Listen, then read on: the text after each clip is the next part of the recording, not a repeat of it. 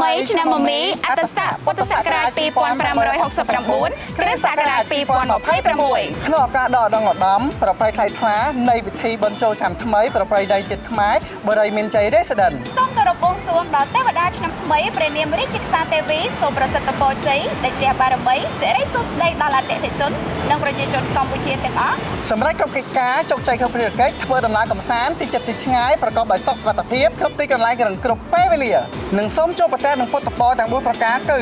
អាយុវណ្ណៈសុខៈនិងពលៈកុំបីឃ្លៀងឃ្លាតឡើយសូមអរគុណ